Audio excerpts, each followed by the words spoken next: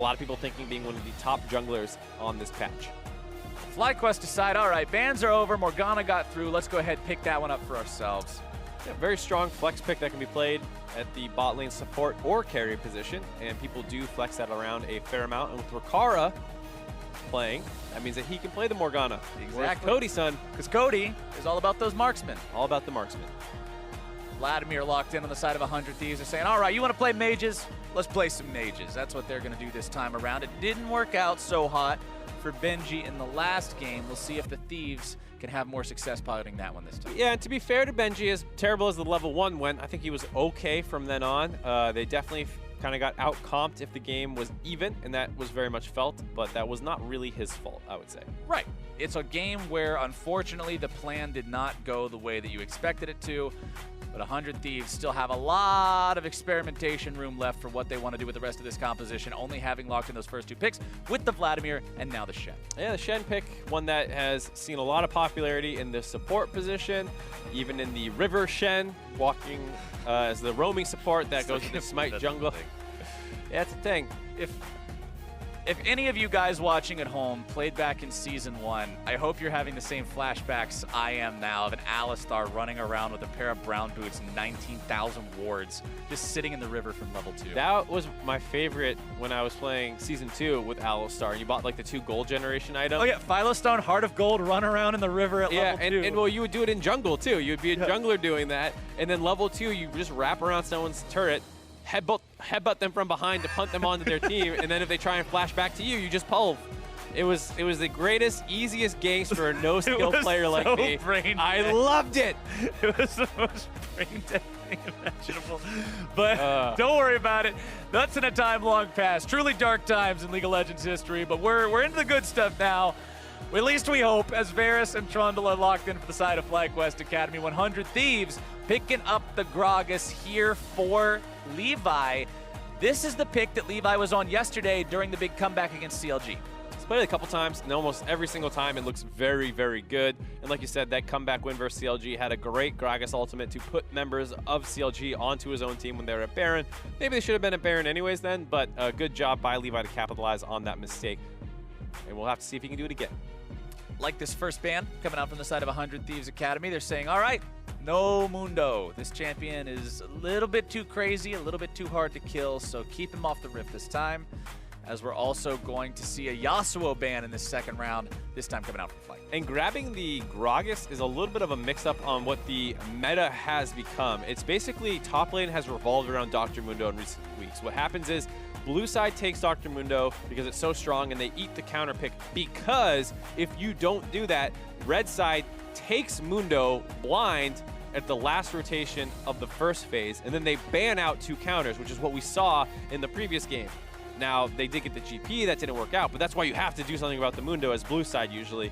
This time around, neither team goes for the Mundo. 100 Thieves doesn't grab it. They prioritize the Gragas, excuse me, and then they also ban it themselves. So I'm very surprised to see that, but it did free them up to ban other things like the Aurelion Soul.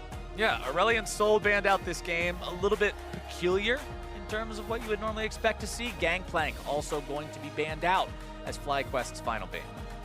The Mundo does make a little bit of sense, as the Trundle was already taken away, and some teams are scared of picking Mundo in the Trundle. I think it's fine. Yes, he gets to steal your resistances. You're still Mundo, and that's pretty much okay. So still got a gigantic health pool. You don't care that much. It's regenning back up. Yep. So I'm a little surprised, especially with the Gnar counter pick. So we'll have to see what they choose to do with it. Orianna locked in for FlyQuest Academy. We talked earlier on in the day when we already saw this pick about how it used to be evergreen. It used to be one of those just pick it, it won't be bad type of things that worked with everything, at least to a degree. We'll see FlyQuest trying to make it work here. Yep, definitely once again has a bunch of small synergies it works with. You can have the Morgana and you combo your shields together, so it's very hard to break off the CC immunity because it needs to get through those. That works really well together. I mean, obviously, it just is a great item to, or excuse me, ultimate to combo as we see Jace into Gnar. Jace into Gnar, the battle of the lane bullies here in the top side. 100 Thieves Academy, you got 1 champ left to pick, and what is it going to be? Thinking about those mid laners, lots of options to go up against Orianna here. Really? Really? J4 hover. Oh, that's so much more boring. Yeah, I wanted to see Jarvan. I wanted to see Fled. the EQ combo just going in for the dunk, 100-0 full lethality. Yeah, I'm surprised to see the Lulu because it feels like, based off the most recent patches, Orianna is the supportive mid laner that you want to pick if you want to pick a supportive mid laner. So it kind of just feels a little outclassed here. And the rest of the team comps, pretty different from each other. Both kind of went for lane bullies, though I think a lot of people favor the Jace. His all-in potential on the Mininar form is absolutely crazy, and if you can hit him with your E out of his own leap away, he doesn't get that bounce, he just gets knocked to the side, you can continue to all-in him. Canceling it is so strong. It's pretty unfortunate for the Gnar if that happens. And then the bot side, you have the Morgana, who has the black shield to stop the Shen taunts from coming in, but you're against a Vladimir who can sometimes burst that shield off pretty easily. That is one thing I think that is also sometimes forgotten about, or at least pushed to the side a bit when thinking about Morgana into these mages bottom as opposed to traditional marksmen. Black shield's really hard to pop for traditional marksmen because most of them don't do enough magic damage to actually break the darn thing. But for a mage, you're like, oh, okay, I'll just throw one random spell at it, and now it's gone. Yeah, and a lot of the best matchups into Morgana were things that could poke her and the shield off. Things like Nami with the easy W trading, or Zyra and these kinds of things. And now, like you said, oh, I took a physical damage dealing support. That's fine. My AD carry, who's now a mage, will deal with the black shield. AD carry, who's actually an AP champion. Bot lane carry. We got to work on that. Yeah, I've been decent about it. I've tried. It's a hard change. See, this is where we get to use the Season 1 stuff we were talking about earlier as an excuse. We've been a part of this machine for so long that we've just adapted to it. We've been molded by it. It's almost kind of like the post-apocalyptic, you know? Oh, man, we're getting heavy. The thing about it, like, Game Season 1, before everything was structured, was like the caveman days, right? Like, everyone's just running around doing their own thing. You're drawing dinosaur pictures. Yeah, we don't know what's going on, right? Like, we're hanging out. We're like, yeah, let's roam a support and have 80 carries in the mid lane. That seems good. Yeah, you're a big old T-Rex in there. And then we enter, we get enlightened. The European scene brings over the standard bot lane. Season 2 is the Renaissance? Yeah. We go from caveman to the Renaissance? We skipped, if this was civilization, we skipped a lot of ages here, but bear with me, all right? Okay, so we go from caveman to the Renaissance. Yeah, straight up. And that's when everyone kind of understands the game, and you go through a couple, you know, you get to the space age and all that stuff. I guess that was lane swaps and things like that. That kind of showed up in Season 4. If lane swaps are the space age, I want to stay the hell on Earth. Yeah, well, we went back to Earth. All right, the space program got canceled. Like, that's not we went back planet to standard lanes, and then season 8 is the post-apocalyptic wasteland where nothing makes sense anymore. All right, anything can go anywhere. Roles don't matter. You got bot lane, Vladimir Shen as a lane these days. We're all driving dune buggies around the desert, fighting over oil. Yeah, Mad Max. Yeah, just doing some straight up, right out of Mad Max. We'll see how mad this game gets as the first Scuttle Crab in the bottom side there will be picked up by Levi, who goes blue into Gromp into that one. Pretty easy start there at the beginning as he moves in to steal away his opponent's chickens, but they will have vision on him thanks to that early war. Yep, both teams able to spot out what the other junglers are doing, so even though it is on the other side of the map, it is a very safe play to go for. As in the early phases, the Lulu should be just fine at contesting Orianna early on. See Peckinwolf throwing some damage out onto Linsanity right now. Corrupting Potion start for Linsanity compared to the Dorian's Ring on the side of Peckinwolf. Already 2 charges used for that Lulu, though. Peckinwolf still with both potions ready to go. He's not really feeling much pressure at all right now from this Lulu. Speaking of pressure, No's got control over the top lane right now. Anytime Brandini tries to step up, he's just going to eat those auto attacks. Yeah, definitely a tough laning phase for the Gnar, and it gets harder kind of as it goes on. No will control the lane. He'll be able to get these waves up, and you see as he hits mini Gnar form, the Trundle makes his way up here, and you are under constant dive threat anytime that you are in mini form underneath your turret. Even though the Trundle is not typically seen as a great champion for executing dives, it works just fine against Gnar, whose main form of disengage you can interrupt him very easily out of with the pillar. Ares also such a darn good keystone on Jace. Just watching every single time you land one of those auto attacks, the extra damage coming through, making the poke that much more consistent and deadly. As Levi knows how this Gnar matchup can go with getting dove. He's thinking exactly what you were thinking, Mark. I gotta be hanging around just in case they try to make a dive onto my top laner.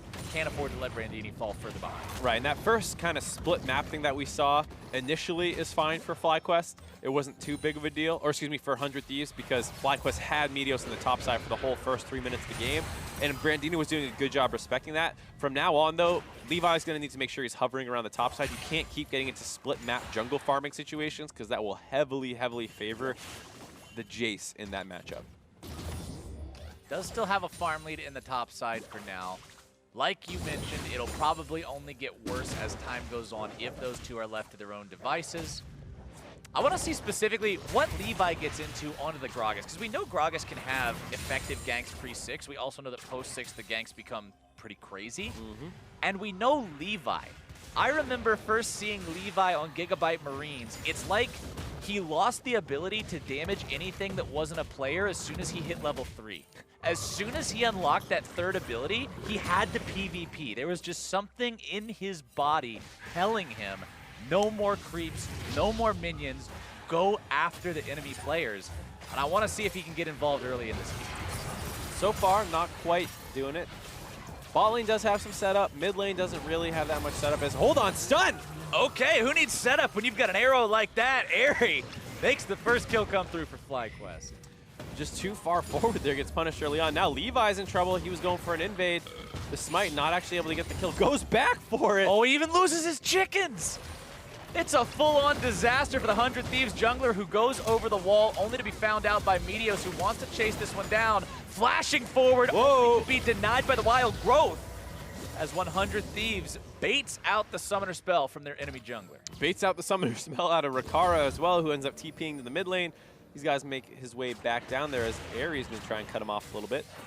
And that looked like a disaster for Levi that somehow ends up working out in their favor, but it does cost Linsanity his ultimate.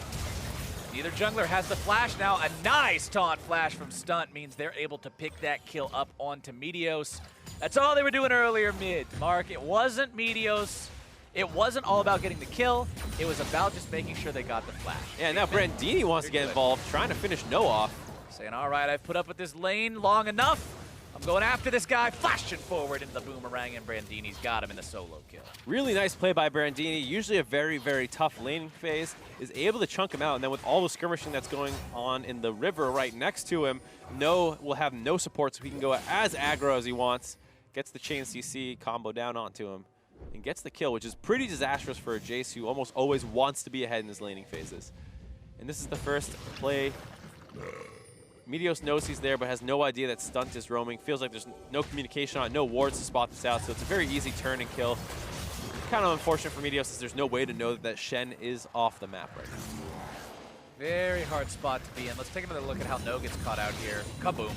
Yep, just a hopped onto him, gets stunned in the wall, kind of max range almost, and then both of them have their flash up. So he pretty much knows he's dead to rights there.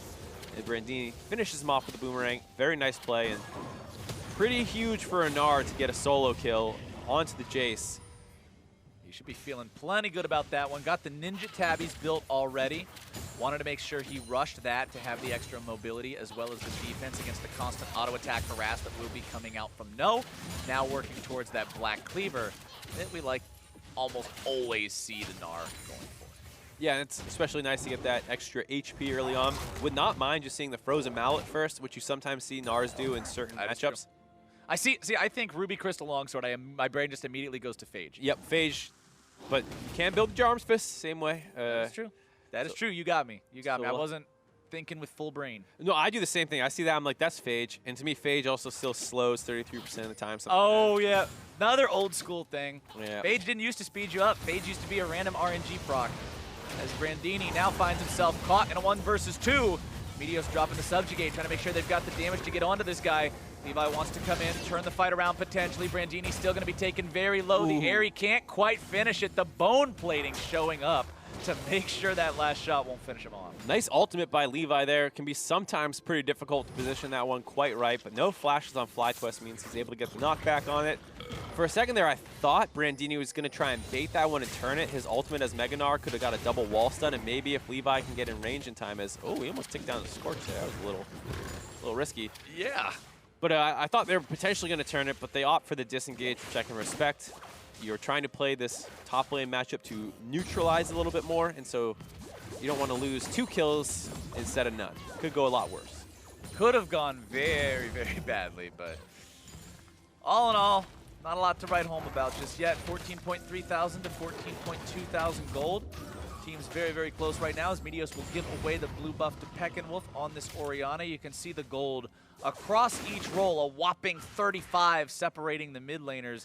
A very distinctive difference bottom lane that I want to point out, because 3,700 to 2,800 is honestly huge when you're comparing Ares Varus to Ricara's Black. And Stunt out of laning phase is still level 5 compared to level 7 and 6 on the side of FlyQuest Academy, so he has a lot of catching up to do. He really needs that ultimate. Gets it there, so he can start being a little bit more active on the map. I want to point something out right now. Look at that Gragas' inventory. Now we are talking, Mark, when we're looking at the Gragas. You've got the Runic Echoes pieces, wants to make sure he has some extra burst potential so that when he makes these ganks and makes these plays, he's not going to see anybody hobbling away with 10 HP. Nope. And they will have other frontline members available here. It will be himself, Brandini, and Stunt all being able to kind of trade off that responsibility. None of them quite a true tank, but all of them always ending up with some extra HP. Tanky enough to juggle it around. Yeah. And it is the Phage first. Aha! Doesn't even matter that I wasn't fully thinking earlier, because the one thought I had was correct. All you need is the right one. All you need is the right one, ladies and gentlemen. You heard it here first as the dive comes in the top side. It's Stand United coming through as the body slam into the taunt will seal the fate of the FlyQuest top laner.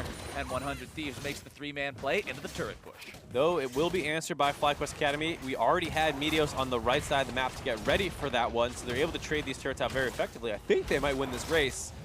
Very close, but a Trundle is a great pusher. Trundle's a great pusher, and that turret started off significantly more damage than its counterpart in the top side. So, although 100 Thieves was quicker to start the play, it was FlyQuest who finished it there in the bottom. And this split map situation should be pretty good for 100 Thieves. There's not many champions in the top lane I would like to see shut down less than a Jace if I was on that team. Yep. The Jace from behind becomes very useless. His poke is not very substantial if he's not able to build a lot of pen items. He's just a cool-looking caster if he falls too far behind. Exactly. And on the flip side, while Vladimir also kind of needs his items to do his job, he can always throw his ult out, Zhonya's, and be a zoning tool. Even if he himself is not the one killing people, he'll always be enough of a threat to Aerie or whoever that he can make their life more difficult, whereas Jace is, like you said, just a damage champion with no damage. Feels bad, man, as FlyQuest finds themselves 200 gold ahead despite being down in the kills. You can thank the turret First Blood for that one. Linsanity still just answering the push coming out from Peckinwolf.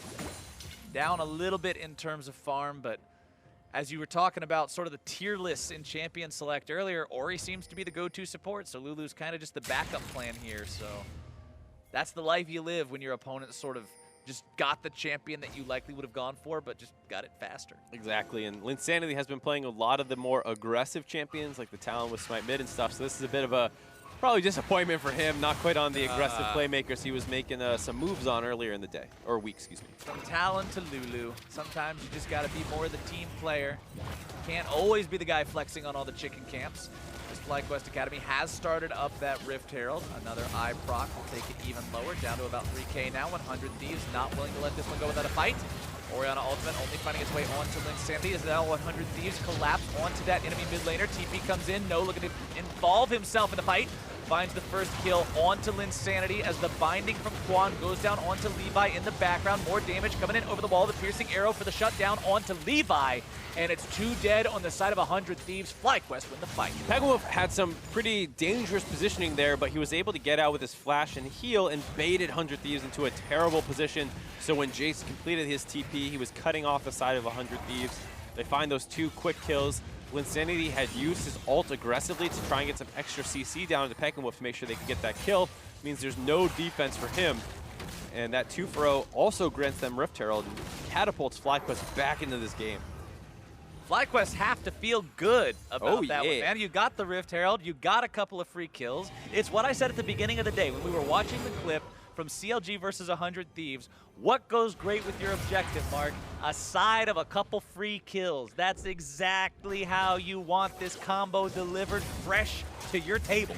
Yeah, and Pegamwhip has to be careful knowing that it's not really safe to go for a play like that with no mana and a Shen right next to you. Levi is just out of range to land this chain CC, so Pegamwhip gets the flash out, and then No shows up and gets a black shield on top of him, so he's unstoppable, and they kill Linsanity.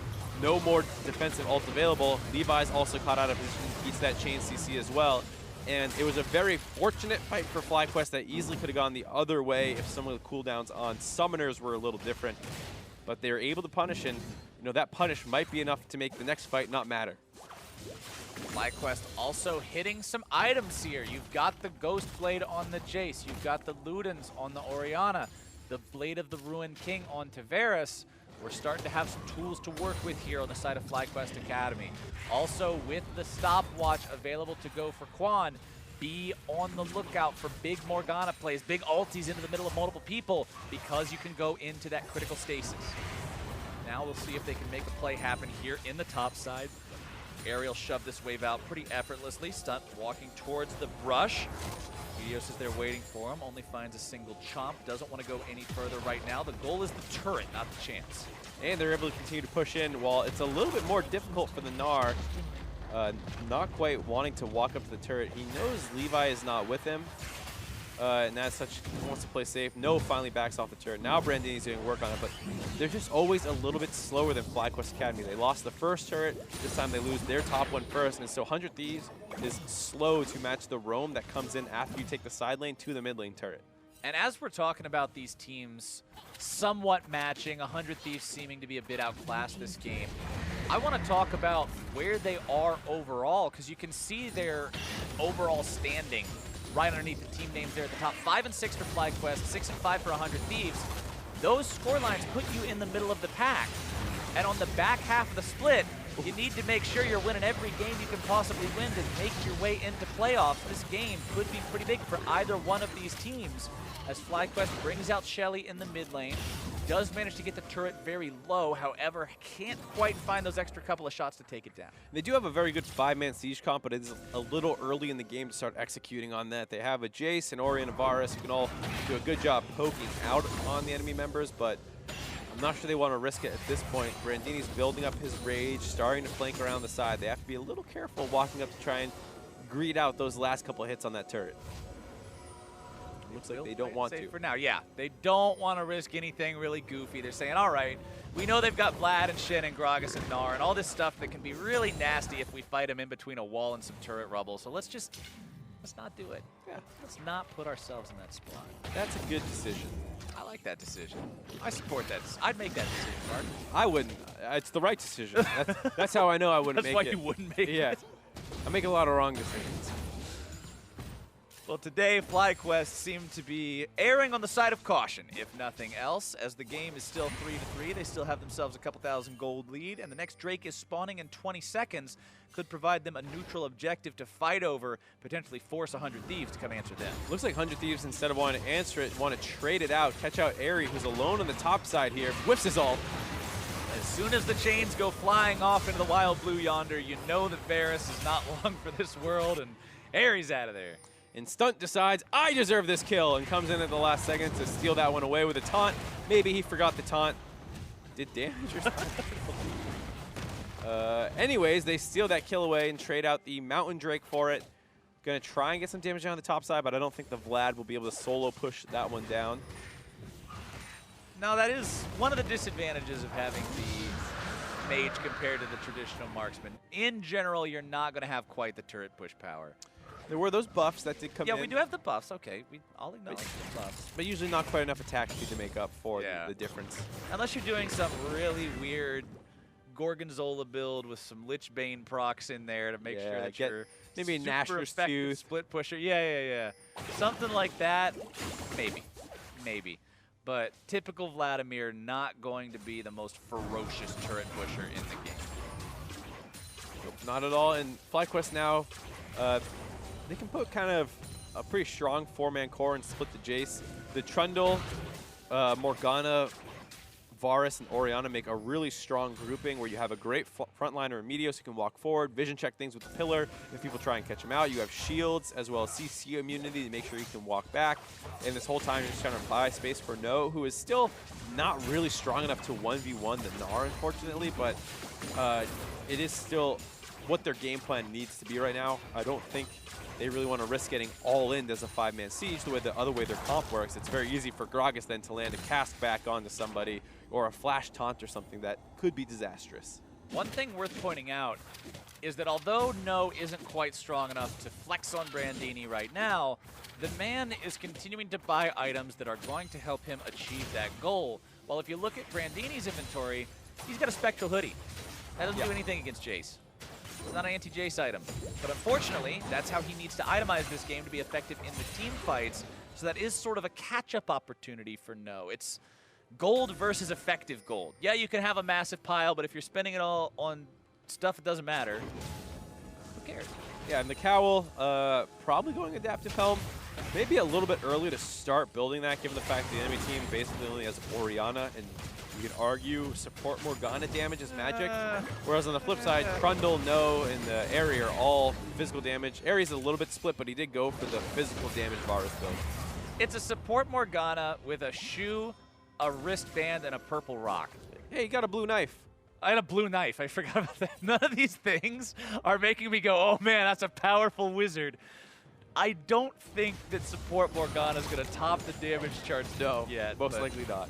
I guess that's probably why we're seeing Brandini just sit on the cowl itself, then build another cloth armor, likely looking to itemize more of that physical damage resistance before going too heavy on the imp. Yeah, absolutely fine to grab the Cowl. Hopefully it doesn't go much further than that. Still is fine in the 1v1 versus No, just being the 1-0-1 with a farm lead, as well as having some turrets for his team. So he is totally fine to spend a little bit of that gold. You know how you're talking about if the lump of gold that you have is put in something not very useful. For the 1v1, it could be a problem, but he's got enough extra gold that he's okay. Still feeling just fine about this so far. QSS picked up for Stunt on the side of 100 Thieves. Wants to make sure, as one of the guys who needs to hover forward, this is what we've seen a bit as an error from other supports today. When we saw Sheep trying to be too far forward on the Pike, when we saw Joey very far forward on the Recon, when we see these guys getting caught out on supports, Stunt is saying, okay, I'm going to make it so I can pressure forward, so I can stand on the front line and look for these taunts, and if they grab me, I'm not trolling. Bottom side, Brandini wants to go in and make this 1v1 happen, but it's not a 1v1 for long because Stunt is right there to help his teammate out. No tries to get away, but he can't quite do it against the Ignite. But how much will this cost? They do end up losing their top laner. They do lose their support, thanks to Peck and Wolf making the rotation there as well. And unfortunately for the side of 100 Thieves, you go that deep, but you don't have enough pressure anywhere else. Your opponents can collapse. Yeah, exactly. It's the kind of thing where, okay, nice play, you force them all down to you, but Ricaro was still in the middle of the map on the top side, not getting any pressure onto that turret. Your mid lane didn't have priority, and that's why they were able to roam down there so easily. And it actually gets completely turned around. FlyQuest find 2 more kills when they could have just left him alone in the 1v1. Ricaro finds a very, very minute amount of damage onto Meteos with the Tide's Blood. And let's take another look at this dive bottom, because it looks good for 100 Thieves at the start. It's because they commit the Shen ultimate resource that they feel compelled to go. After he flashes out of the ult, they really should not be continuing to force, but because they have the Shen ult on, they want to keep going, they keep pushing forward, and they probably did not know that everyone had recalled on the side of FlyQuest, so that collapse comes in quicker than they ever would have anticipated, and they get finished off as a result. It would have been fine to go for that play, take the flash, take that, Ricaro. Stay alive for now. It would have been fine to take the 5-minute cooldown of getting the flash, trade it for the 1.5 minute cooldown of the Shen ultimate, and then force that play again when he has no flash. They didn't have the patience and get punished as a result. Also feels really bad if you're in the spot that Stunt was, where you're flashing away at the very end of the fight thinking, okay, I got out. Yeah, it sucks I had to blow flash. And then Orianna's right there waiting, arms wide open to pick up her 450 gold. 5-5 though, still a very even game. That 2,000 gold lead that FlyQuest Academy have had hasn't really done anything for the past few minutes, as 100 Thieves has staunched the bleeding and put themselves in a pretty good spot to keep this game going on. He's talking about forcing flashes as well. Levi just lost his. They're forced into this very defensive play where that kind of 4-man grouped up siege that we're talking about becomes very, very effective. Effective enough to take down the tier 1 turret on the side of 100 Thieves, brings FlyQuest up to a 3 turret count total. That's the final in that outer ring of structures that they have destroyed. Next, though, pushing into the tier 2s. This is where your job becomes a bit more difficult. You've got to go further into enemy territory. There's more fog off to the side. Makes it so you've got to invest more in making sure these efforts are coordinated so you don't put yourself in a spot your opponents can punish. 100 Thieves seeing the opportunity now to go for this cloud. Yeah, they saw multiple members of FlyQuest Academy recalling after taking that mid lane turret, so they want to take advantage of the brief tempo that they have. They grab the Cloud Drake, they drop a bunch of wards in the topside river to snip out any Baron attempts that are coming. Rakara pushes the top wave and backs out, so a good answer by 100 Thieves. I'm sure they would have loved to have been able to protect their turret instead, but yeah, still a good reaction to losing their turret. FlyQuest knows that Baron is live 25 minutes into the game. They'll just look to clear out some vision around this area, control the river. If nothing else, this pressures your opponents and keeps them nervous. There's always the possibility they could be in there. They could be making something happen with that big objective. So that's some question marks that are now going to be above the heads of 100 Thieves, as they are all forced onto their own side of the map. You can see FlyQuest taking advantage of the fact that they have downed all 3 of those outer turrets, pushing up into enemy territory, putting down more vision, claiming more of the map. Slowly pushing forward. And in the meantime, Noah's on that island doing his best to try and defend it. But I really like the FlyQuest 4-man comp that can kind of just run around, and it's very hard for 100 Thieves to contest what they want to do. As he goes for a solo kill in the mid lane, Pekkenwolf a little over-eager there as Linsanity didn't even have to ult himself. Ori Shockwave expended. Fortunately for the side of FlyQuest, it doesn't have a very long cooldown. Nope, it's already a quarter up. It just makes it a little hard to force on the Baron right here or bait it like they were hoping to. It's very important to land a chain CC combo where you can land the Varus ult or the Morgana binding and then yoink them back with the Orianna ult, and that threat just isn't there once you drop it in the mid lane. FlyQuest still want to keep hanging around this Baron, though. Still thinking about maybe doing even more with it. They will start it up as Quan lays down vision in the enemy jungle. Wants to try to continue zoning 100 Thieves away. Thieves have 4 members here. Everybody but Brandini ready to move in and try to stop this if they have to. Baron down to just under half HP as FlyQuest disengage. And they disengage, which is great for 100 Thieves, who have Brandini pressuring down the bot side, slowly chipping away on that turret. Not quite the form he wants to be in for that. No. Unfortunately, the melee range headbutts aren't quite as effective as tossing the little Gnar projectiles into it. Which is a little backwards to think about, right? Like, you think someone ramming their giant head into a structure would be better than a boomerang. Yeah, if my head was as big as a truck engine and I rammed it into a brick wall, it'd probably be better than just throwing stuff at the wall. Yeah, I would agree. In general. But we're not here for the immersion. We're here for the plays, and right now it's FlyQuest trying to make the play onto Brandini, who uses the Mega Gnar to throw Meteos backwards, continues to try to slow No down, and he'll walk away. A little bit scary there for Brandini, who did get his jump interrupted. Now Rakara wants to go into Aerie, flashes over the ult. Aerie, this is the second time he is dead in that same spot this game.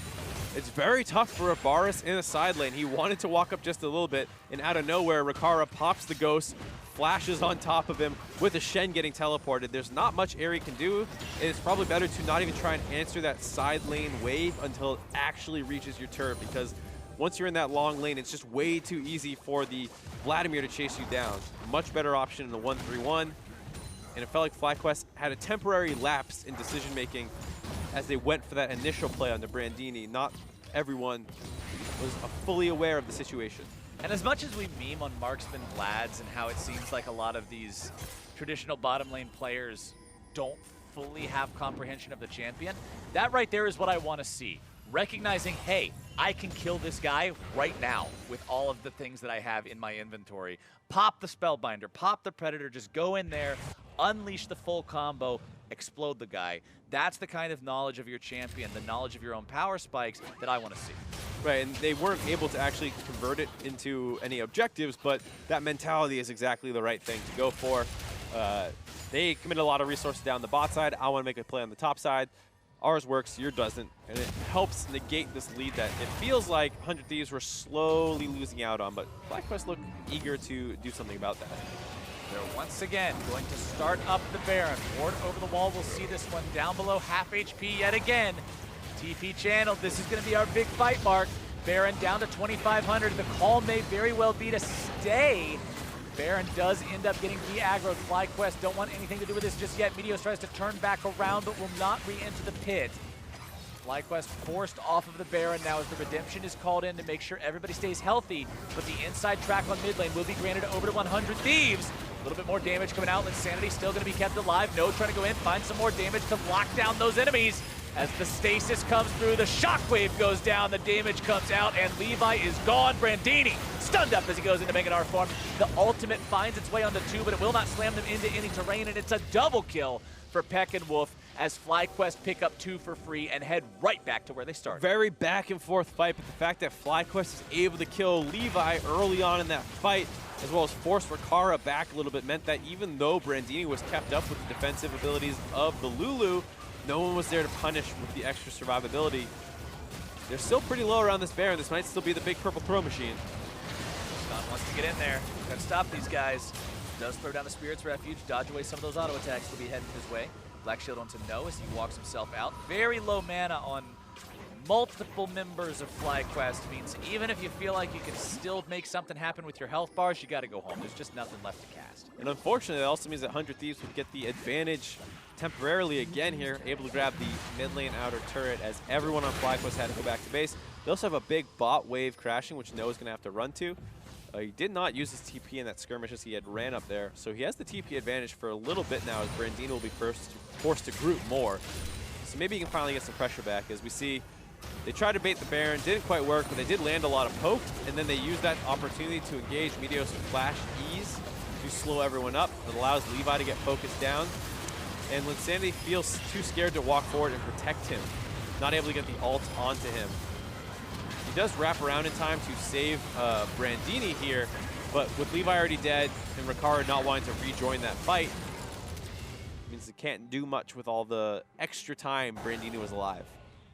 And with FlyQuest having 3 Earth Drakes now, oh yeah, that's a ton of objective taking power. This team can do Baron scary fast. They can bulldoze your turrets scary fast. You can't give them an inch. They're going to take a mile. The rotations will need to be on point from 100 Thieves to make sure they don't give FlyQuest any chances. Absolutely. It's the kind of thing where with this Drake setup, their combat power has not improved at all, and so 100 Thieves still need to win a fight. But if you drop your vision around Baron, it is suddenly so much more punishing, as well as what they're able to grab with that Baron. It's definitely a win more situation for FlyQuest if they're able to get anything. And while they are winning, that margin is still very small and very fragile, and FlyQuest will have to continue to play smart if they want to hold on to it. 100 Thieves, I mentioned them staunching the bleeding earlier, and that bleeding, that wound, has slowly healed over time. We're down to just over a 1,000 gold lead now. We're still at that same 3 outer turrets having been taken. I mentioned how it's harder to pierce that next line as you have to get further into enemy territory, and FlyQuest just haven't done it yet. Instead, once again, turning attention onto Baron. It's Levi, the one who's in some trouble here. Multiple CCs going to be targeted onto him. They know if he dies, there's no 50-50, but Rikara's made his way into the back line, dropping the Hemo Plague onto multiple people. Shockwave not going to find any success at all, but Quan stays alive as Peckinwolf finds himself a kill. In the back is Brandini, but he's still going to be shut down. No grabbing the kill onto that one. Meteos looking to put the damage down onto Rikara as Airy continues to provide covering fire. The shutdown onto the Vlad will be huge as the shield back onto Peckinwolf means a triple kill for the mid laner. That was such a close fight for 100 Thieves Academy. You saw at the very end there, Rikara almost got his Blood Rush Q back up. Brandini had a really nice flank. Rikara had a really nice flank, but they were not able to combo them together. If they could have synergized a little bit better, they might have been able to get it. Not quite the case, so FlyQuest grabbed the Baron buff. We'll take another look at this one. So you'll see Rikara and Brandini coming in from separate sides, and Brandini actually has the right amount of rage to be able to go in instantly here. There's a big combo onto Quan, but he's not really a primary target. Brandini needs to go onto No and Airy instantly on the top side, but he doesn't have the flash to get engaged on there, and his jump finally comes up, and he is able to stun them up, but it's too late, too desynced from the Rikara combos that were coming in. And here Rikara just can't quite stay alive long enough to get another Q off. And once Ares alive, Peckinwolf was also alive. All the main damage dealers were fine for FlyQuest Academy. So FlyQuest has Baron in their possession. They've got everyone ready to go. They've got a 5,000 gold lead. And there are still 3 turrets standing alone outside that enemy base to take down. That is just money waiting to be snatched up, Mark. And there is a brief window here for 100 Thieves where I hope they will pull the trigger. They have Brandini's flash coming up. Levi has his flash coming up. And on the side of FlyQuest Academy, Peckinwolf and Airy do not have theirs. So this is the time to go and try and get a nice Gragas ultimate off, a nice Gnar combo off, and win this fight. Absolutely agree. You almost got to go for it. If you wait, what are you even going to be gaining? You're just going to getting poked down. You're going to be getting your turrets chipped out by the triple Earth Drake. They need to go, but it feels like FlyQuest are aware of the danger, and Peckinwolf is sitting very far back escorting these minions. Like to see that safe play coming from these guys. It's not just about your own win condition, but it's about denying theirs. Tier 3 turret now going down just so fast. Brandini trying to find the way to go in here. Does have the Mega Gnar available. Stunt on the front line, going to be the target first. Airy putting all the damage into him. Brandini still looking to go into the back line, able to find the damage onto one, shutting down Quan, but that doesn't even matter. More damage still going to be coming through. Shockwave finding its way onto 2 as FlyQuest have managed to kill everybody except the enemy mid laner. Lulu's going to hobble away. There is no squid hat in the world cute enough to save you from this when the inhibitor's gonna drop and the push will continue towards the Nexus itself. With that, FlyQuest Academy will bounce back, find a win.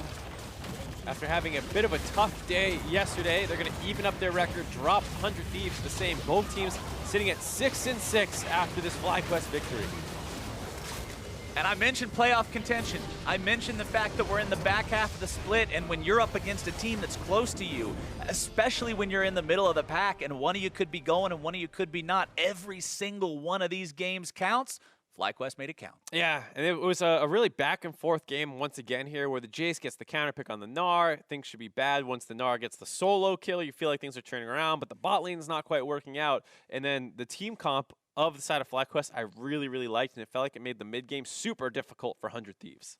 100 Thieves just couldn't really find a way to bring it back. They did a great job of not letting it get further out of control, but there was never that moment where I felt the pendulum swing back. Yeah. The pendulum swung out this way, and then a dude reached out and grabbed it, and he held it there for 20 minutes.